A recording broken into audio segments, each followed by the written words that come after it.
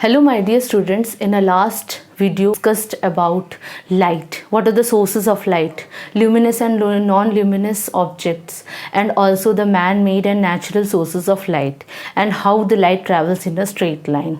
In today's class we are going to study about shadows and what are the different types of objects. Today we will discuss about the types of object, the shadow formation and the characteristics of shadow, like what are the different types of object and how the shadow is formed from the object.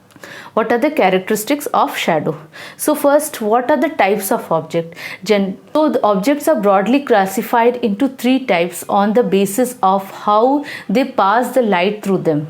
That is, first is the transparent, second is translucent and opaque. Three type of objects are there. What are transparent objects? You might have seen glass. So glass, you can see, when you see through the glass, you can see the other side of the glass because it is transparent. Water, you can see through the water because it is transparent. If water is in the glass, you can see through the water because water is also transparent. So these are called the transparent objects. Second is translucent. These allow some part of the light to pass through them. We do not see clearly through the translucent object, like the frosted glass, like the butter paper or the normal paper. We cannot see through these things. So it is called the translucent objects. Third one is the opaque. They do not allow the light to pass through them, and they are hence called the opaque. When they are kept, they will not allow the light to pass through them, and hence a shadow is formed on the other side. So these are the three types of object. Example of opaque objects can be a pan, a frying pan, or a block of wood. These are the objects. Any objects you can do, your toys, your carrom board, anything can be an opaque object. We do not allow the light to pass through them. There is a difference between the three, the transparent, translucent and opaque object. The transparent objects are those, the object which allow the light to pass through them. These are called the transparent object. Translucent objects are these objects allow light to pass partially through them. They allow light to pass partially through them. Only little amount of light can pass through them. So we can see a very blurred thing. We cannot see it clearly. Opaque objects are those which do not allow light to pass through. They do not at all allow light to pass through them. Transparent allow light to pass through them, and opaque do not allow light to pass through them. Now the second difference is one can easily see through the transparent object. As I told you, we can see easily through the glass. So they are called the transparent object. One can see through the translucent object but not very clearly. We cannot see through the butter paper or a frosted glass. We can see to some extent because it allows very little light to pass through them. One cannot at all see through the opaque object because they don't allow the light to pass through them. They absorb the light, they will not allow the light to pass through them. So a shadow is formed on the other side. So the third difference is do not cast shadow, as they do not block the light. So the shadow is not formed because they don't block the light. But in the case of translucent object, the object casts faint shadow. So the shadow is very faint because it blocks little bit of light, and they allow the light to pass through them partially. Only partial light can be passed through them. Examples are the frosted glass or the butter paper. Third is the opaque object. Opaque object casts dark shadow as they do not allow the light to pass through them at all. So you can take an example of wooden board, wall, etc. They will not allow any light to pass through them because they are opaque. They are total object. So these are about the three types of object on the basis of how they allow the light to pass through them. Now we are coming to shadow. What do you mean by shadow and how shadows are formed? So when an opaque object comes in the path of light, so when an object comes in, this is a light, I have lighted a candle, and when an object comes in the path of light, a shadow is formed on the other side, and it can be wall or it can be a ground also.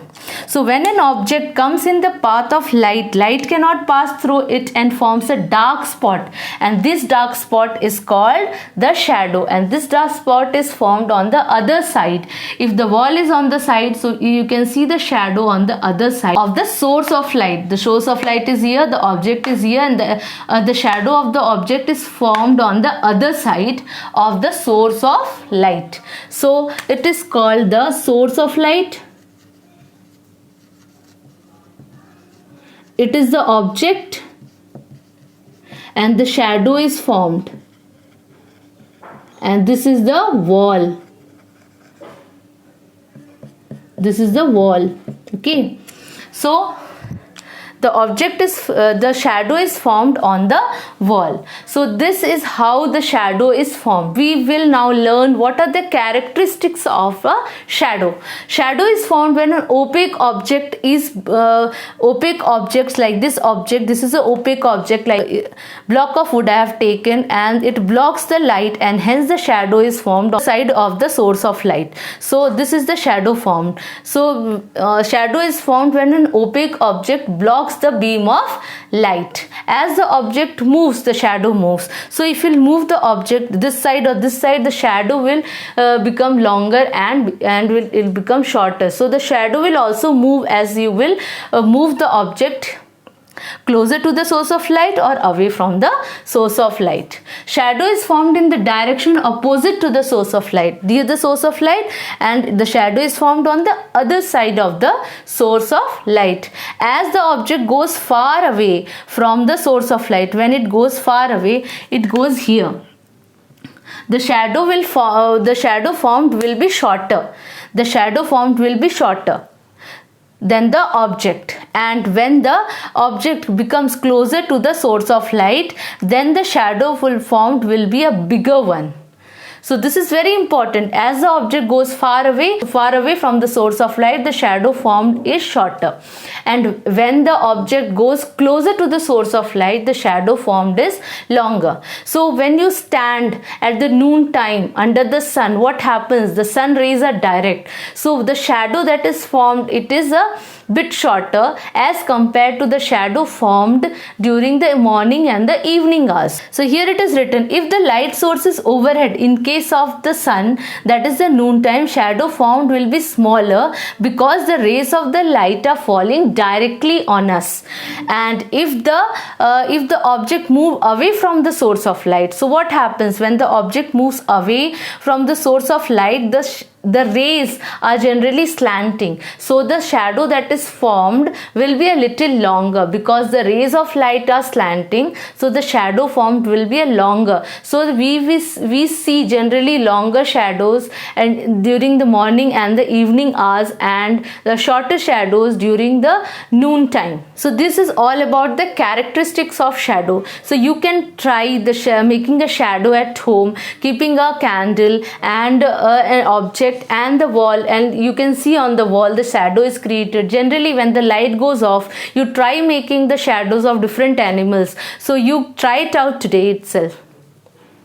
So today we learned about what are the three types of object, that is the transparent, translucent and opaque object, and how they are different from each other. And we studied about the shadow, how shadows are formed, and about the characteristics of the shadow. Thank you.